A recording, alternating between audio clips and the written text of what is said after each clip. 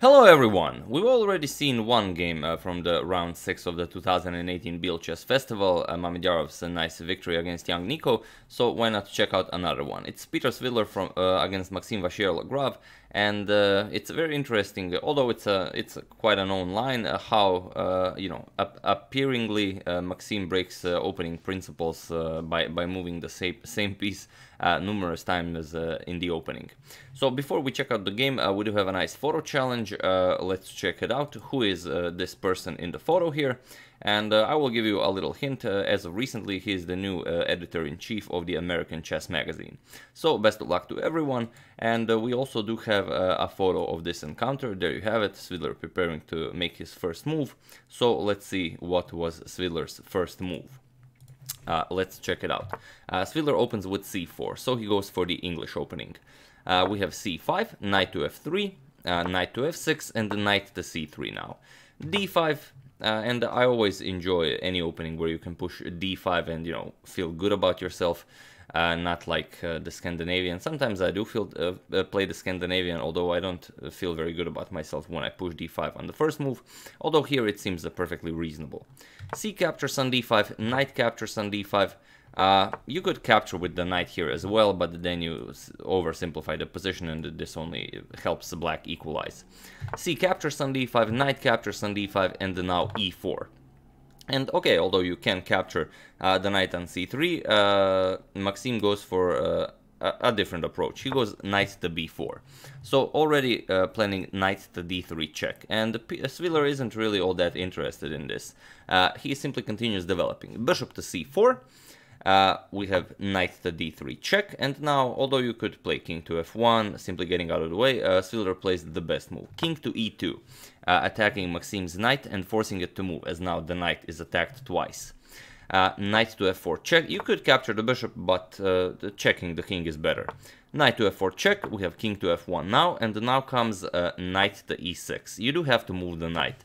If you try and continue developing with something like e6, then d4 comes with tempo, as the knight is under attack, and then after captures,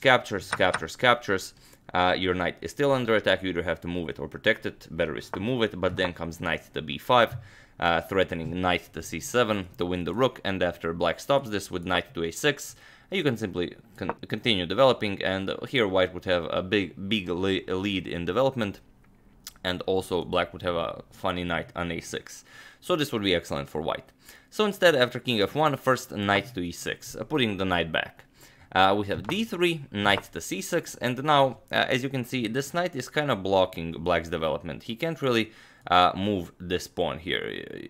So the most reasonable idea to presume is that black will play g6 and try to fianchetto the bishop and castle kingside. So Svidler prepares for this. He plays h4, preparing to meet the g6 with h5.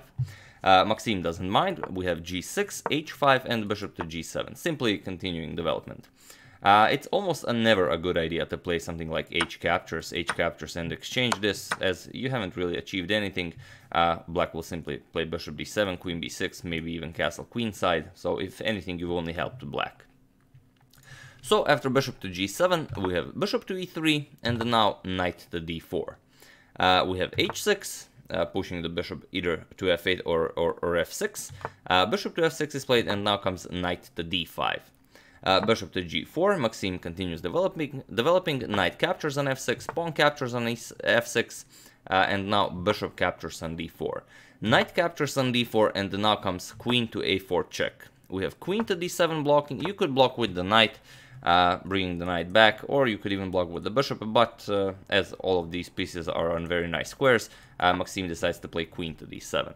We have queen captures, bishop captures, and now comes knight captures on d4. C captures on d4, and this appears to be the critical moment of the game. I haven't seen the live coverage, so I haven't seen if there was an interview after the game between Svidler and Maxime. If there was, feel free to share in the comments what happened here. White should play something like king e2, prepare to bring this rook into the game, or okay, if for some reason Svidler decided that he will bring the rook into the game via the h-file, that's a different story. Or rook to c1, preparing to bring the other rook into the game. But instead he played e5. It seems like a reasonable move, as after you capture, of course, rook to e1 is coming. but it seems that he didn't calculate everything precisely. Here, Maxime captured, we have rook to e1 as planned, f6 defending the e5 pawn, and now f4. And okay, the e5 pawn is pinned, all is well here, but here comes rook to f8. And okay, now you can't win the pawn back with captures, because now there is a discovered check here, and after we move the king, rook to f5 will actually defend this pawn, so Maxime would actually just be up a pawn here. So after rook to f8, first king to g1, and now comes king to e7. We have pawn captures, and here comes a move that Svidler most likely missed when he decided to push the pawn to e5. Here Maxime does not capture back, rather he pushes f5. So the material on the board is equal, but as you can see, there is this the matter of this e5 pawn here. And okay, rook to h4. Svidler tries to bring the rook into the game via an attack against the d4 pawn. And now f4, blocking and pushing the pawn. Rook to e4, now attacking the d4 pawn with this rook, and now comes g5, attacking the h4 rook. Rook to h5, and now comes rook to f5. Offering rook captures on d4 in exchange for rook captures on e5. And although this isn't something you would very much enjoy doing, it's probably the best course of action for Svidler. For example, rook captures, and after rook d5, offering an exchange, captures, and now comes king to f6. And here's the problem for white. White can't really activate the rook on h5. After bishop captures, rook b8 attacking the bishop moves, black can even exchange the light square bishops. For example, captures, and after white prevents this rook from capturing on b2, for example b3, we have rook to c8.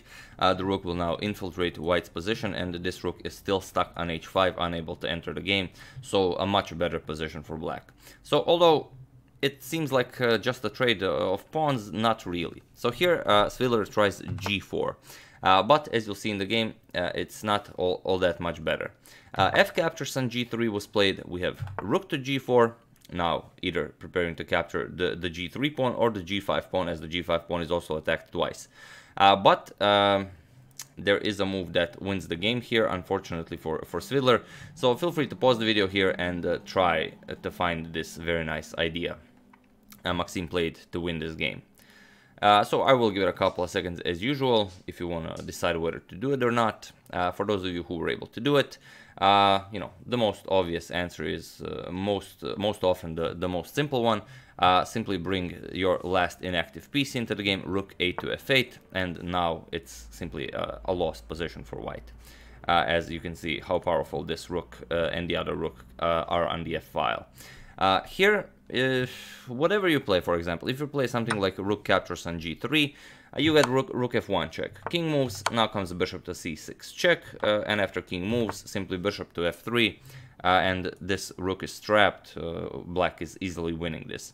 On the other hand, if after rook a to f8 you play something like rook g captures on g5, again you get rook to f1 check, king moves, rook to f2 check, king captures on g3, and now rook to f3 check. King has to move, and now rook to h3, and this is checkmate. So Svidler tried the third idea, rook h captures on g5. Here Maxime played rook to f1 check, we have king to g2, and after bishop to c6, Peter Svidler resigned the game on move 31. Why did he resign? Because he's either losing a lot of material, or he will face one of the worst windmills ever seen in a chess game. For example, you could play rook e4, simply offer an exchange, and then you're down the exchange, you're just losing the game. You could try king to h3, but after king to h3, it's pretty much the same as if you've just captured the pawn, as the rook will force you to capture the pawn. So king captures. So instead, after bishop to c6, your most likely viable option is actually king captures on g3, but this runs into a terrible windmill.